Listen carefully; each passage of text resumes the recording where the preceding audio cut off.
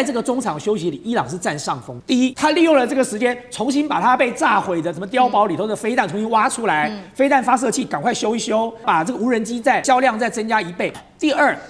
伊朗吃定美国一件事啊，伊朗除了地形很特殊之外，现在伊朗进入了最热的时间了，还有沙尘暴，白天我们的人都不想出来了，你的人就在太阳底下晒成人干吗？然后第三，它浓缩铀已经60%了，我得拼了老命做核弹啊！对呀，我哪一天我宣布我核弹成功的时候，你们全部闭嘴。说好的第2轮谈判，结果在这个时候，川普又说了。川普延长停火，但是他也说了他不想要停火。伊朗则是呛说你是要准备突袭吧。于是呢，我们在这个时候关键时刻看到《纽约时报》在这个时候点出了伊朗手中有4张的新王牌还没有完全的寄出来。现在呢，这4张王牌是会指导全球命脉的这一场中东对峙，接下来如何发展？赶快来关心我们今天的节目。先来看到川普在21号刚刚说了嘛，这个他说要延长停火，第2次谈判也没谈成，所以呢，他怎么说呢？他说要等到伊朗提出一个完整统一的方案。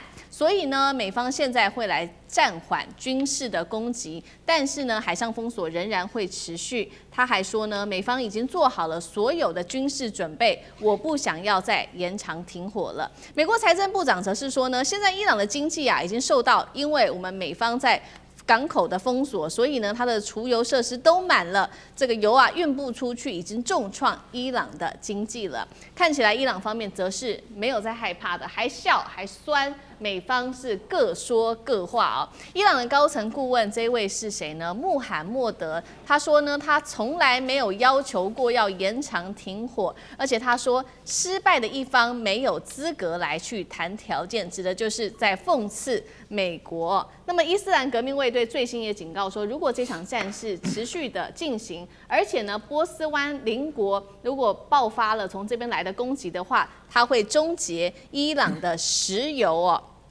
并且呢，一旦开战，会让美国跟以色列瞬间的进入到地狱模式。我们特别关心到《纽约时报》也特别点出了，其实呢，伊朗手中还有4张最新的王牌，哪4张呢？特别带观众朋友来看，他特别点出了第1张，就是伊朗可能透过胡塞组织来封锁在曼德海峡这边的能源设施。现在目前为止，有9%的石油贸易都是透过曼德海峡来做运输的。再来第2张王牌就是伊朗的网络攻击，可以锁定的就是包括了水利跟能源基础设施，只要一次性的渗透就可以影响到这个水的污染程度哦，立刻被污染，那么系统也会瘫痪。等于整个民生系统都会因此瘫痪而受到影响。第3个则是打的是灰色政治攻击牌，意思就是说，伊朗可能会攻击属于美国和美国盟友的这一些领事馆、贸易机构，甚至暗杀这一些单位里面工作的关键人物。最后则是伊朗会攻击，包括了这一些能源的设施，对海湾的这些能源设施跟基础设施做攻击。而统计其实从这场战争爆发以来呢，已经有超过80个能源设施确实已经遭受到攻击，当中1/3的这些设施还是被严重的破坏的。所以今天节目一开始特别请教委员了，川普一边说他不想延长停火，一边又为自己争取时间，是已经失去主导权了吗？还是如伊朗所说的，他认为美国可能又在偷偷备战，准备要突袭呢？那现在美方为什么又要偷偷的备战？是因为他还没有准备好吗？所以现在储存一些时间，要为下一次的攻击做准备吗？委员怎么解读？是我想在最近这几天哦，美国的态度一直不断的反复哦。那么当然外界也很好奇，说为什么当美国反复的时候，伊朗总是愿意配合美国哦，尽量的坐上谈判桌。那么我觉得如果要来讨论伊朗为什么会采取这样的策略之前呢，就要先看一下他们负责谈判的主要代表是他们现在的外长，就是阿拉格齐啊。阿拉格齐是一个超级谈判高手。他最有名的这个战果是他曾经在2015年奥巴马当时伊核协议谈判的时候逼哭了美国当时的谈判代表哦，直接在现场飙泪了。那最重要的原因就是阿拉格齐还写过一本书哦，叫做《谈判的力量》。他强调一件事，什么叫谈判？就是在菜市场讨价还价。他说讨价还价就是谈判的最高艺术，所以你要有耐心，你要尽量的拖。拖到你的对手失去了耐心，大家就是比谁有耐力的在拖。所以我觉得伊朗现在之所以会每一次都配合美国，你要谈我就陪你谈，并不是因为伊朗示弱，而是因为伊朗太清楚的知道说，唯有借着这样的方式，他才能够证明给全世界看，说不是我要战就每一次的谈我都配合了，然后背后捅刀的都是我，第一次、第二次、第三次、第四次，你看美国还要捅他多少刀嘛？捅到最后，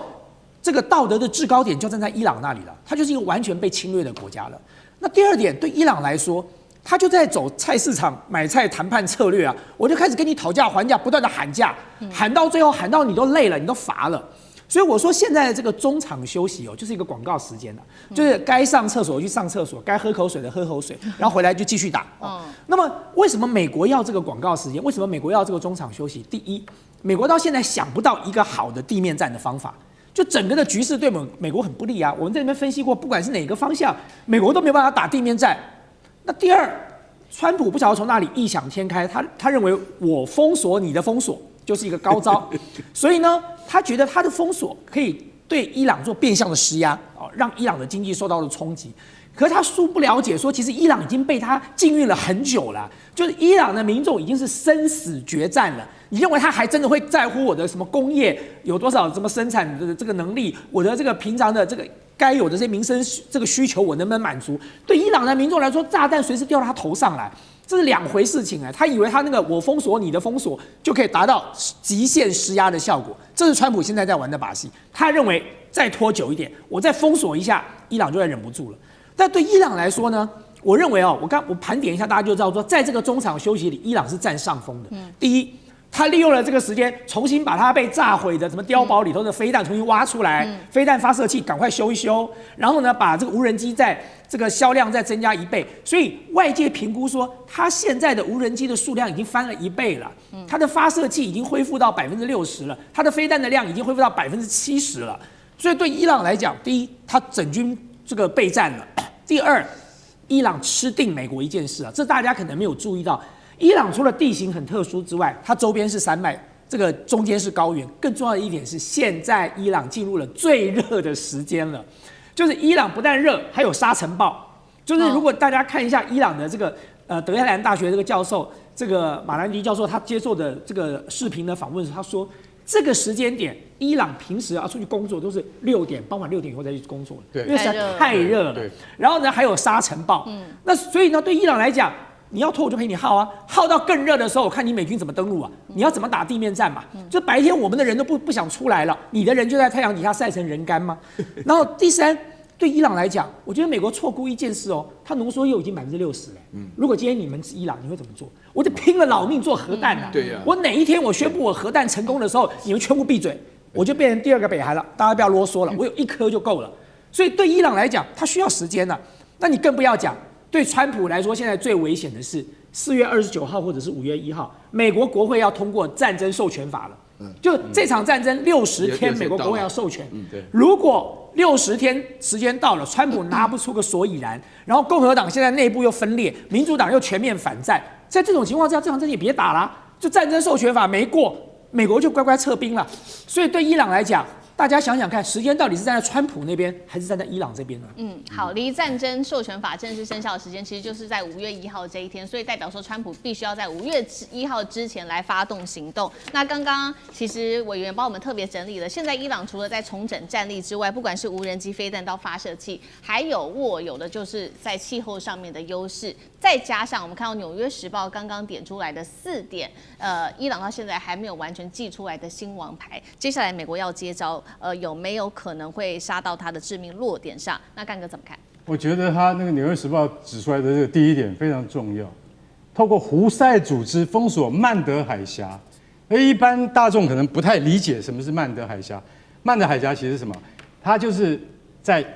我们现在看这个阿拉伯半岛那波斯湾是在东方，那曼德海峡就是在西南方。它连接什么？它连接上面是红海，下面是什么？下面就是印度洋。那这个地方是什么？这个地方也一样是那个世界很重要的石油生产的那个路线，就它一定要从这边走。它不是从波斯湾那边出来，它就从这边上去，上苏伊士运河很简单。就是说这2个地方其实都很重要。可是伊朗是没有能力拓展战线到亚丁湾的啊，就是到那个曼德海峡那边去。但是他可以叫胡塞组织去做。你叫胡塞组织去做的话，那就有好戏看。为什么？因为那个地方长期都是沙烏地阿拉伯的势力范围。那所以沙烏地阿拉伯是支持也门政府军的。那胡塞组织就是也门的青年抵抗组织，是跟政府军对抗的。结果现在也门的西半部都是被胡塞组织控制的，一直到海边。也就是说，胡塞组织它可以控制到海边那么远的地方，它如果能够把亚丁湾跟曼德海峡的控制权拿下来的话，那我无差别攻击啊！世界各国邮轮呢，通过这边的话，只要你们是美帝的走狗的话，我就不让你过。哇，就搞这一套的话，我跟你讲，那我那个战线就开第二个，对啊，就开第二场战线了。所以我觉得《纽约时报》它会点出这个来，我们当然专家们会觉得说，哇，那战线延长很大很大，延长的很远，至少超过1000多公里啦。那你今天有没有这样的人力跟物力去做这件事情？但如果说你今天做不到完全的封锁，那你可以骚扰，你一骚扰，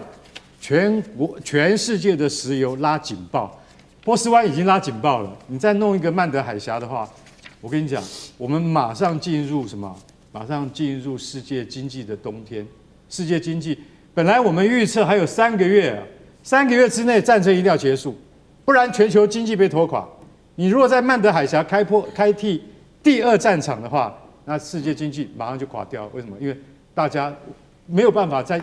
应付说波斯湾也出事，曼德海峡也出事，所以这个东西你就会觉得说好像很可怕。如果说伊朗真的有决心做的话，他做到这一点那就够了。还有网络攻击，网络攻击这个已经不是假的。2015年土耳其大停电，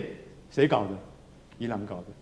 那时候埃尔多安总理还是想了半天说，我们怎么会被搞得大停电呢？哦，原来是伊朗的特工做的。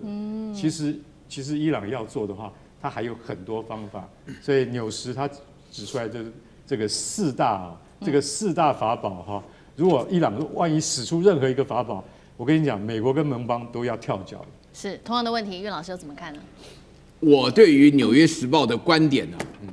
就是面对了这一场美国加以色列对付伊朗的这个战争呢，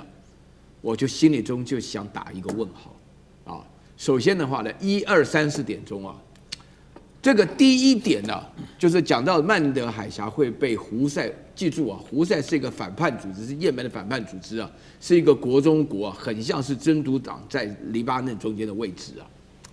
那么这个胡塞已经公开讲，就是说为了要支持伊朗的话呢，就是要把红海底下的曼德海峡也封锁，而且用这个飞弹啊、用火箭啊什么的，这个我是同意的。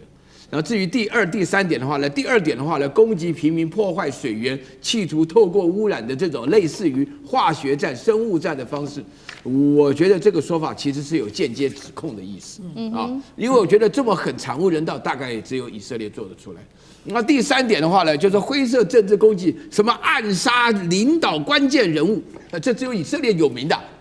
我真的是，他讲的，我都觉得我乍看这个消息，我觉得这个消息，那这个第4点的话呢，能源设施的打击，这是伊朗说过的，只要你打我，我把所有中东地区支持美国的有军事组织的，就算支持的方向，通通打一遍，让大家鱼死网破，同归于尽。这是伊朗既有的政策，这是原来的消耗战跟持久战里面的一个重要的政治策略。那么我倒是觉得，我这边提出来这个4大王牌啊，因为这边讲到《纽约时报》，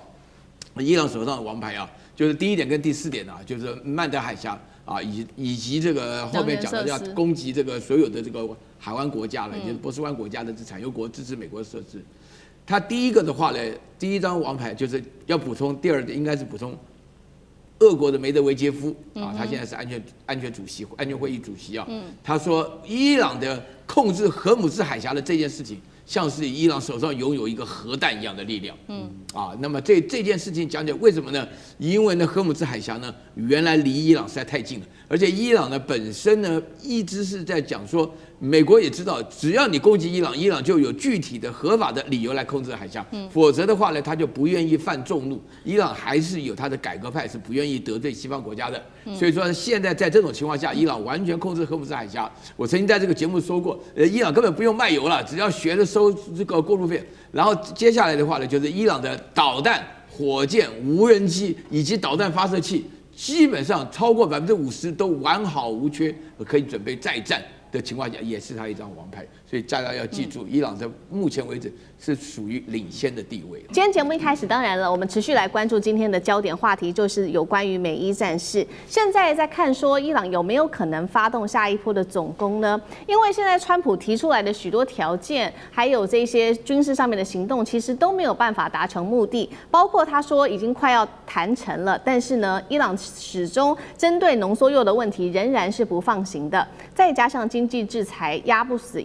伊朗哦，封锁的部分针对荷姆兹海峡，美国也封不住来自于大陆的船。那么现在看起来，美国手段全部都失效了吗？这一场仗接下来如何发展？今天就这些议题，我们会一起来做关心。3个火线话题，今天同样我们会请来宾来特别帮我们做解答。川普说的快要达成共识了，但是伊朗呢不交出浓缩铀，还可能转移到其他地方去，甚至他说要自己做保留。那么打了半天，现在怎么看起来这一切又回到了原点呢？伊朗根本不可能放弃核能力吗？所谓让步，是不是也只是演给美国看而已？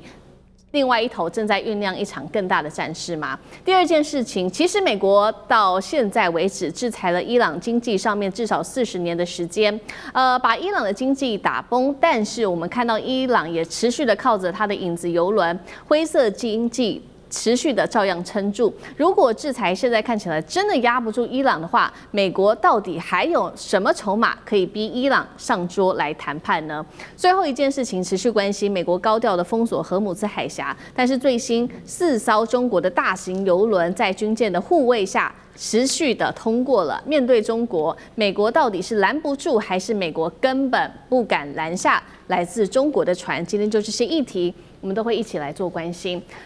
首先要特别注意到是，这周末可能美伊之间就要重启了这一场最新谈判，但是问题是真的谈得下去吗？看到川普怎么说，他说现在呢双方已经非常接近共识了，并且他说的伊朗已经愿意交出高浓缩铀了，这是真的吗？他说呢，可能接下来可以为美国带来的就是免费的石油，还有荷姆兹海峡的掌控权。这话说得非常的有信心，还说自己不排除亲自到巴基斯坦来敲定这一场协议。针对于川普的这些说法，至今伊朗没有给予任何的证实。而且我们另外一方面看到，好像是跟川普来说是完全打脸吗？因为根本没有打算交出浓缩铀。传出伊朗决定的是60%的高浓缩铀，这个浓度60%的高浓缩铀会转往其他的第三国来做放置，或者是部分浓缩铀它会放在自己的国内做使用。名义上他说用在医疗和研究反应炉上面，但实际上是做什么，其实也没有人知道。浓缩铀现在另外一个争议是，美国要求的伊朗得停止浓缩铀的制造20年，那么伊朗说他只愿意3年到5年，所以在浓缩铀还有这个核武的议题上面，其实双方还具有非常大的一个争议点。伊朗是真的如川普所说的，可能交出浓缩铀吗？还是只是做一个样子？尤其伊朗现在其实非常的不信任美国，这一切真的可能发生吗？还是可能会继续偷偷的生产浓缩铀？那岳老师怎么看？我觉得他根本不可能把浓缩铀交出去，伊朗不可能把浓缩铀交给什么美国啊、以色列什么的啊，最多的话按照原来的协议啊，交给俄罗斯，由俄罗斯来负责保管因为浓缩铀的保存保管呢，它牵涉到3点非常特殊。世界有非常多国家透过核能发电，但是只有伊朗跟日本他们会来搞浓缩铀的事情。这个其实就是司马昭之心，路人皆知，你就要发展自己的核武。然后第二点的话呢，我们要了解到伊朗的话呢，眼睛看到自己被美国狂轰乱炸了一番以后，伊朗吃尽了苦头，死3000人，死了168个小女孩，死了自己最高的宗教领袖。那伊朗难道不知道为什么朝鲜在那边更穷、更困难的情况下没人敢招惹呢？就是因为有核武器。这伊朗难道不懂这个道理吗？所以大家都懂这个道理，因此伊朗不可能会放弃的。然后第3点的话呢，伊朗要放弃核武器的话呢，就完全在中东处于劣势，因为中东唯一现在拥有核弹的就是以色列啊。那在这种情况下，伊朗反过来被以色列威胁。现在以色列的表现的话呢，一旦伊朗没有可能有核反应的这种能力的话呢，或者没有浓缩铀的这种能力的话，那以色列予取予求，那搞不准的话，以色列就真的敢往那边丢核子弹。所以在这种情况下，伊朗原来是一直希望美国能够做个保证，不要受到以色列的核弹的威胁，然后呢，它的浓缩铀可以转到俄罗斯去，然后同时呢，他会希望能够在这些加硬的条件下，能够解开他受到的制裁。结果通通都被骗。说句良心话，伊朗真的是3000多年的文化，真的比起中华文化混了3000多年，他们脑袋是没有我们想的复杂。伊朗居然相信美国2次，那第3次，刚刚主持人问我说，很明显，这个川普讲了一大堆大话。说句良心话，现在川普讲的话，我都觉得不用评论，因为评论完了，明天又变了，你根本都搞不清到什么东西。我认为都是假话。但是在这种情况下，这种假话，伊朗居然相信了。应该是2遍吧，那这次第3遍的话，他没有办法再相信了，因为这个实际上牵涉到了亡国灭种的危机了。好，紧接着就是这个周末，看起来双方就在核武的议题上面，其实美伊双方看起来是没有办法达成共识的。那伊朗看起来也不会真的交出浓缩铀，那美国到底接下来会怎么做接招？这个会持续的做观察。另外一方面，现在其实呢传出来说，伊朗还向美国开价，就是说，好，那你要我让步的话可以，那你就要停止对我的经济制裁。所以他说放钱才会放船的意思是说，美国你要这个停止对我的经济制裁，这样子呢，我才会让船通过荷姆兹海峡。但是现在其实专家也点出另外一个问题是说，伊朗真的会害怕美国的经济上面的制裁吗？事实上，美国制裁伊朗的年数达到超过40年，那确实重创了伊朗的经济，特别是针对石油的部分。当时2019年的时候，伊朗的原油出口量250万桶，但是在经济制裁下，2020年短短的1年期间被压缩到只剩下30万桶，缩水近90%。伊朗的货币2年间暴跌90%，国内通膨就一直维持在高档哦。说达到了40%以上，但是它一直存在一个地下的一些商业模式来做生存。不管是我们提到非常多的这个灰色贸易啊、影子邮轮，还有非正式的结算体系，让它在暗网级的邮轮这个部分有达到30%都是掌握在伊朗的手中，让它的 GDP 还可以维持一点点缓步的这个成长。那上志哥怎么看？这个经济制裁似乎也打不倒伊朗嘛？我想，美国制裁伊朗从1979年当时德黑兰大使馆那个人质危机开始，80年代的时候对伊朗的制裁是针对于2伊还有恐怖主义，然后90年代之后其实就是跟这个所谓的浓缩铀有关系的这个核武器。短暂的在2015年达成了协议之后松缓了，但很快的川普上任之后呢，马上又继续制裁。所以我们看到，其实美国在制裁伊朗这件事情是从来没有间断的，始终都会找到理由，每隔10年都有个进一步的理由。所以你说真的伊朗被压得死去活来吗？当然，他没有办法跟全世界自由开放做生意，就不可能成为一个富裕的国家。然而，真的美国的这个强势，可以陆海空、太阳、空气、水都能够控制，让伊朗的包括石油或伊朗的其他的部分的物资都没有办法输出去吗？这个世界的运作不是只有在美元或美国的意志之下呀。俄罗斯、中国还有其他两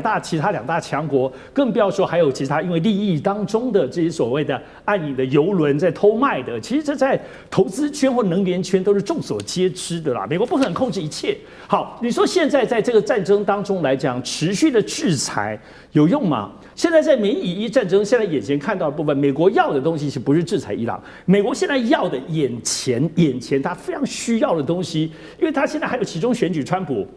腹背受敌，他要的最后就是要有一个胜利的下台阶，所以这个东西他眼前要的。当然我们知道，如果说，所以他需要有一个具体的东西，就是停火的协议。当然，停火协议它不是和平的停战的协议，它就是停火，可能就像南北韩一样，就可能这样拖延下去，而且后面换美国总统之后，可能对伊朗的态度又改变了。所以这个眼前的战略就是这个停火的协议，作为他自己恐怕也不见得是这个中东战争本身的价值或走向，是为了他自己后面其中选举的各方面的需求所言。当然，现在其实美国部分战略他也不是笨蛋了，我觉得有时候大家把美国想成笨蛋也稍微太夸张了，因为他还是有总体的战略，只是说他现在确实没有厉害的招，制裁的招在眼前，没什么特别用的。这2天我们看到他开始整个美国政府，包括从贝森特，包括从川普自己本身开始对中国有施压，试着说美国情报系统在描述说，中国你是不是暗中给伊朗部分防空系统？对，比如说你在什么储备石油等等的，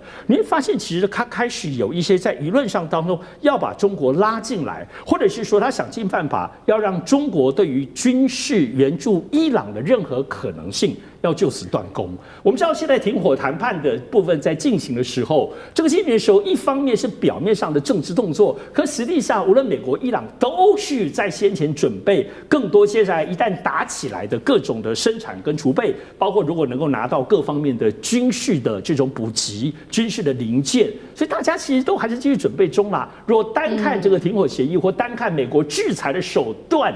以为就可以让伊朗或任何的国家当中就跟他下跪，其实这个基本上是天方夜谭。好，这个周末登场的这个谈判，现在看起来几个条件都没有办法如这个美国所预期的。刚刚我们谈了核武嘛，那伊朗不让步。那第2个是经济制裁，伊朗其实现在看起来也不太害怕。那第3个呢，荷姆兹海峡，美国可以掌握吗？我们持续看到的是，因为呢，美国的战争部长赫格塞斯他最新也宣布了说呢，他要启动的叫做经济狂怒的计划，也就是说呢，其他的国家如果跟伊朗买石油的话呢，他会冻结伊朗资金存在该国的银行，那么实施的叫做2级的制裁。另一方面，这荷姆兹海峡，美国说它掌握住了，把它封锁住了，但是呢，最新消息是4艘的中国大型的油轮通过去了，它是在中国的军舰这一艘叫做大庆舰的护航下通过的。那这4艘油轮包括了中远、珠峰、海丰海等等的邮轮哦，现在就被指说这个被酸啦，美国不敢对大国来动手，只敢欺负小国。那厉将军怎么看？那天川普这个因为解封不了荷姆兹海峡，他就加码，他说那我们美军也要封锁荷姆兹海峡。当美军讲这种话之后，这个川普讲这种话之后，美国中央司令部赶快出来圆他这句话，说没有，我们没有要封锁荷姆兹海峡，我们只针对伊朗港口出来的船只，做封锁而已。哈，这个看出来，这个中央司令部已经开始在退缩。那紧接着我看到哈，就是中国国防部长董军啊，注意到，其实这种话由董军出来讲，那是代表国防、代表军事的力量。董军讲什么话呢？川普说要封锁荷姆兹海峡之后，董军说中国船只将通过与伊朗协议继续通过荷姆兹海峡。同时他警告美国还有这个川普不要干涉他们的行动。所以我想说，由董军出来讲这种话，就是中国代表他有军事的实力来当做后盾那事实上，我们有一艘这个中国大陆有一艘军舰。是大庆号，它是054A 的护卫舰，它的这种武力大概是32G 的垂发系统，当然没有055或052D 这么大这么多可是它刚执行完在亚丁湾的护航任务，所以它就到这边来实施护航。那在这种状况之下，我们知道在川普扬言第1天这个要封锁荷姆兹海峡，封锁伊朗出来的船只的当天第一时间就有一艘中国中型的邮轮叫复兴号，富有的富，星星的星，就已经通过了嘛。那我们上次在这边也已经讨论过了。对。那紧接着我们看到今天这个复兴号可以说是打头阵了这个带头示范。那紧接着后面我们刚刚看到这4艘的邮轮，这4艘就不是那种中小型的邮轮了，它是大型的邮轮，可以带200万桶的邮轮已经从这边出来，而且通过荷姆兹海峡，很明显的打脸美国那你扬言说美军你说要封锁，事实上我就是走出来给你看。就这时候，这个有一些美国的媒体就说，这4艘船是假消息怎么讲它假消息？这4艘船不是从这个伊朗出来的，我们只针对伊朗的港口封锁。这4艘船是从伊拉克、科威特那边出来的船只所以美国媒体马上这个圆这件事情说是假消息。但是我特别要讲一件事情，但不管这条传出来，我觉得说是这船有可能它放出来的 AIS 信号是确实可能是科威特或伊拉克出来，但是真正出发的港口，你确认就是这些港口吗？美军敢确认是这些港口出来的吗？那可能是从伊朗出来港口，我放一个 AIS 信号，说我是从科威特出来，这很明显是给你美军面子，让你有个台阶下，不然的话，你真敢拦截吗？你真敢拦？如果拦的话，可能就出大事了所以我觉得这个说是假新闻这件事情，是给美军一个台阶下。那事实证明，美军可能不敢拦中国的油轮。好，我们持续关心这场美伊战事因为伊朗他已经放话了，他说呢要打呢我们就奉陪到底。另外，今天就军事面我们会来盘点一下伊朗他这个有千枚的飞弹还有中俄在这暗中暗助补血。那伊朗他也说他手上还有另外一个王牌，等一下我们会一起来讨论的，就是红海的封锁。他说这才是杀招。今天就这些议题我们会一起来做关心。好，今天会有3个火线话题，等一下我们一起来宾来特别帮我们关注。首先呢，川普说了，伊朗手上根本就没有筹码。但是刚刚我们说了，伊朗它现在其实被盘点还有上千枚的飞弹，另外就是它的地下武器库已经全面复活了。美国有没有做到这个战略误判它的战力呢？今天我们会来做解答。第二件事情就是这背后伊朗的军力复活有没有中俄在这当中做这个技术上面的支援呢？第三件事情，川普要封锁荷姆兹海峡，那伊朗就想出来了。他说呢，他要反封锁曼德海峡加红海的这个航线。一旦现在双海都被卡死的话，接下来全球是不是要接盘啦？这个能源价格还有通膨的问题，接下来是不是会完全的失控呢？今天就这些议题，我们会一起的来做关心。好，现在呢，川普最新对伊朗呛虾，就是说呢，他说你已经手上完全没有任何的筹码了，宣称说要封锁荷姆兹海峡，夺走伊朗最后的筹码。纽约时报就说了，一旦真的川普敢封锁的话，国际法就会把它视为是一个战争的行为，而且各国针对此事不会坐视不理的。伊朗也很呛，他说如果接下来要打仗，我们奉陪到底。如果以理性来谈，我们会以理性来做相对。我们也来看到伊朗的底气到底来自于哪里。其实呢，《华尔街日报》在这边做了一系列的分析，针对于伊朗现在手中握有哪一些很重要的战力，做一个比较深入的分析。他特别提到，就是他拥有大量的这种关键打击能力，已经进入到了战力重组的一个模式。首先就是他的这些飞弹战力，其实呢还潜伏在山体的深处，无人机有各种的管道可以去给它弥补上。再来就是战前呢，大约拥有2500枚的中程飞弹，但是现在其实还是很够用的，达到了1000枚以上。部分的发射器虽然被摧毁了，但是还是有大量藏在地下的。无人机的数量虽然在下降，但是也可以从外部快速的补充。再来就是仍具备攻击波斯湾航道、打击美军基地、消耗美以防空系统等等的能力。所以节目一开始也特别请教舰长了，川普原本判断伊朗已经被打残，但是我们现在看到飞弹、无人机全部都来了。那么尤其现在在停火期间嘛，舰长怎么看现在伊朗可能会如何来补充它的一些关键的武器？以这样子的一个复活的速度，接下来美军又要面对多大的一个压力？那舰长怎么看？我们如果先看美军的话我们就会发现美军这一次是精锐进出。为什么？因为我们看到它的这个伯克级的驱逐舰它派的不是以前一般的，它已经做了性能提升了。我们看这个方框这里面也就是它已经使用的是这一个雷射武器了，也就是它不像是以前它那个位置放的是这个方阵快炮那它现在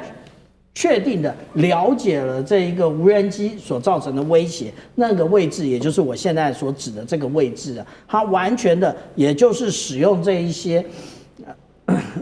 雷射武器来拦截无人机。但是我们在这边看到的是什么？我们在这边看到的是战斧巡弋飞弹。那我们看到战斧巡弋飞弹，美军到底是耗用了多少？美军要告诉我们嘛。其实除了战斧巡弋飞弹之外，还有各种的标准飞弹，也就是防空飞弹。那美军也没有说这个，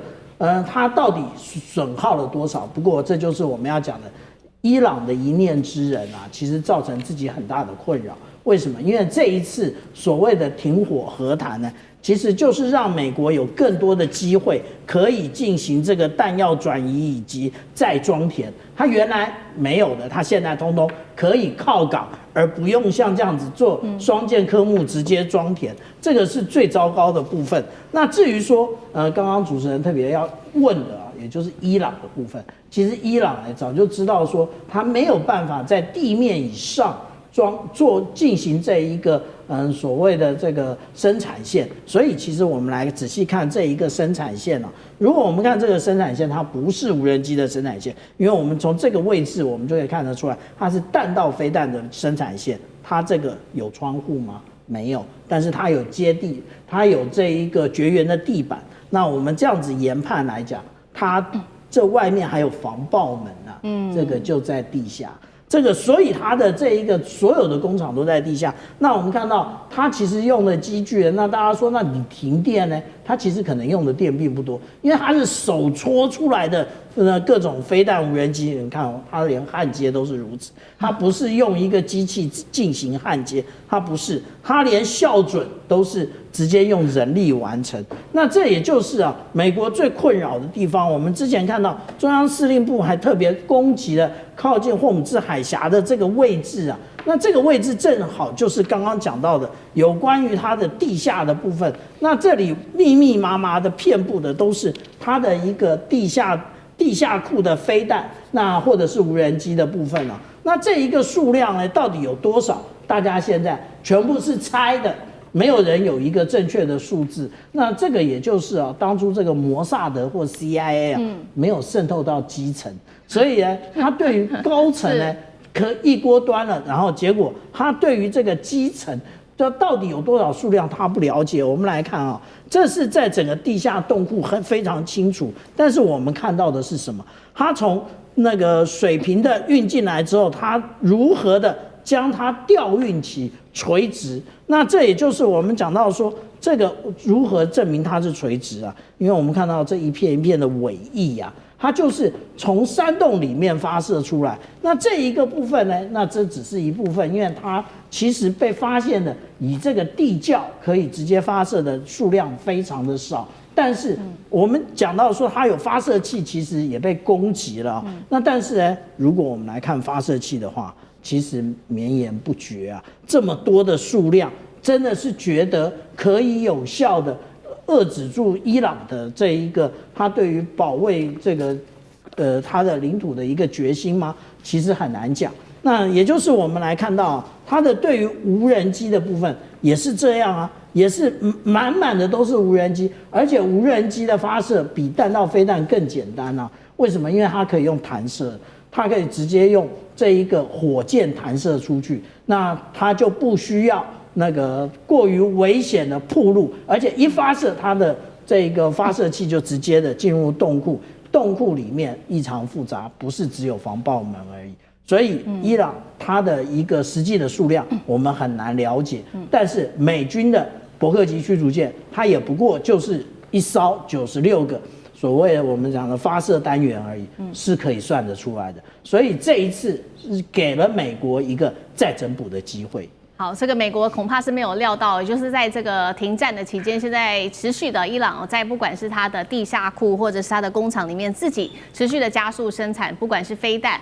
无人机或者小舰长刚带我们特别看到的它的加速器哦。那其实呢，在伊朗它加速生产的同时，我们现在看到包括了这个其他的国家运进来的武器，也成为帮助伊朗的一个关键。我们特别要看到的是中国大陆跟俄罗斯了。中国现在透过第三国来运转的是它的监射防空飞弹。再来，我们节目前几天不是特别讲到了 F-15掉下来吗？被怀疑是说这当中是否有中国的技术在做支撑呢？这是被这个监射飞弹给射下来的。那另外就是呢，这个军民两用的技术是不是中国也有帮助？还包括了火箭燃料啊、无人机的零件等等，这是中国方面。那俄罗斯呢，现在是否有提供卫星的侦察跟情资，还有无人机的技术等等？再来就是现在伊朗手中不是有见证者无人机吗？这个见证者171，据传它是透过这种逆向工程，把这个中国大陆的美军的这个无人机给逆向工程，所以自己做出来了这个见证者171，是这样吗？杨老师怎么看？就我们谈这个现在美伊的战争哦，以及其他国的角色，一个很重要的原则，大家要知道，这是美国跟以色列非法的侵略战争。美国不是正义之师，所以没有什么帮助伊朗就好像是挑战这个道德底线，或者是说在危害国际秩序。今天是川普跟内塔尼亚胡在危害国际秩序啊！而且联合国的数据都出来，造成油价、大宗物资的高涨，会造成更多2300万以上我们台湾人口人数更加的贫穷，面临到就是说生活的困境。那伊朗在战前，他跟中国、跟俄罗斯、跟许多国家都是战略伙伴关系，他也加入到金砖组织，他也是就是上海合作组织的成员。然后呢，在去年以前，其实中俄伊朗都会每一年春天有一个军事演习，海上的军事演习就在阿曼湾的外海。那今年在2月份的时候，是俄罗斯跟伊朗，中国没有参加。大概中国的情报知道这个以色列准备要动手，但是当他们发生战争之后，在这个战争之前，其实是战略伙伴关系，有能源关系，而且当然也有军购关系，还有呢就是军售，就是一些这个情资的这个分享。那这个都是正常的。就像日本跟美国、韩国跟日本彼此之间在情报、在军事的各个层面的安全关系。那但是战争发生之后我觉得以美国的那个全球的情报网，其实一直到大概是上个礼拜之前，都没有任何的证据显示出俄罗斯跟中国有在直接提供武器。但有没有两用物项，那我就不知道了。那两用物项要转化成军事武器，那要时间，不是那么容易。刚才我们看到小舰长所提供的这些画面那个都是伊朗过去相当长一段时间、数年来累积起来、建构起来，不管是地道，不管是无人机，还是整个系统，那个都不是战争2月28号到现在起来突然可以增加的。但是呢，情资的方面或者是定位方面，我觉得俄罗斯是有这个角色。那为什么在过去这3-4天，你发觉到我们这个思敏刚才提到的纽约时报啊、华尔街日报开始在报道，哇，中国有在提供这个监射飞弹，然后中国大陆驻华盛顿的大使馆、驻纽约的这个大使就第一时间跳出来，没有这回事儿。他现在美国在开始在整个在黑中国，纽约时报是犹太人掌控的，他们怕这个事情到后来整个以色列跟美国，因为现在打输了嘛，所以呢，中国的影响力更进一步会到中东来，他们怕这个事情。也基本上，其实这几天的整个从《纽约时报》相关的报道而且我觉得蛮低下的。监射飞弹还要转弯头吗？监射飞弹直接给你就好了嘛。监射飞弹能够打飞机吗？那一定要相当低空。现在美国飞机根本不敢飞进去了嘛，对不对？所以我是觉得现在它这个背后都有很多的因素，但是现在你看到中国大陆的确是伊朗反而是倒过来，伊朗愿意进行停火谈判的背后的支持者，甚至保证者。这个连川普都这么讲。也就是说鼓励伊朗，记得吗？王毅跟巴基斯坦共同发表了5点倡议，这5点倡议就希望伊朗来巴基斯坦停火谈判。你其实已经赢了，不要全输。那基本上这个伊朗受创很深，但美国没有办法打下去，双方坐下来谈。那只不过现在第一阶段我们看到的就是双方各自在摸底线，那我们看看会不会有第2阶段的前进。好，第1回合的这个美伊谈判破局，现在就是期盼中国大陆会不会能够在第2回合谈判前能够促成彼此这一次能够有更好的一个结果。那同时间呢，我们也来看到荷姆斯海峡，现在美伊双方都说自己掌控荷姆斯海峡，但是伊朗说了，我手上还有另外一个关键，就是曼德海峡。他说呢，可以让胡塞组织去控制红海的航道。那如果说我们现在看起来这个双海峡都被封锁的话，对于全球本来就已经很高的，不管是油价还有通膨问题会不会直接失控？川普是不是会很担心啊？那玉军又怎么看？川普会不会担心？因为他战略其实到他这个发展到今天，我们也搞不清他的战略到底是什么。他的战略一直在改变。那一种说法当然就是说，美国想要发展自己的石油去外销，让全世界买美国的石油。但是川普他可能对于经济的考量上，他缺乏了一个思考的点，就是就算美国提供更多的石油，那因为美国不可能提供100%的石油，所以只要任何一个供应商受到这个不管是终止或者是受到这个中断，全球的油价通通都会上涨。那如果这样子发生的话，我们可能就会变成第4次的中东石油危机。那前面3次呢，我们很快的看，不管是1973年、79年或1990年，它都造成美国不管是油价上涨1个 barrel $40块美金，或者是这个通膨超过12%，或者失业超过了16到17%。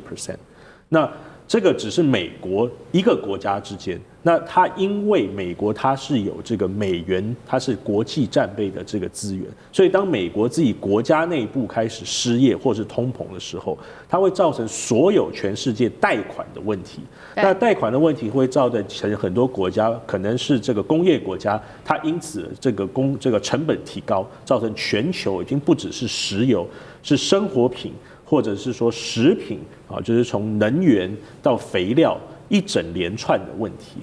所以川普他自己怎么想，我们当然不知道。但如果这一次连这个荷姆斯海峡再加上这个曼德海峡通通被封锁的话，超过全世界30%的石油的量造成问题。我们从过去来看，它一定会造成非常大的这个国际上的经济上的失控那对于他个人来说会不会是一个政治的灾难？在国内因为川粉他是非常特殊的，川粉爱这个人不是在于爱他的政策，是爱他这个人。就是可能是一种反射，就是说我们小时候可能被人家霸凌，觉得哇，川普是一个反霸凌者，或者他就可以霸凌别人。所以政治上他个人不一定会受伤，但是共和党应该要选举的人应该会蛮惨的。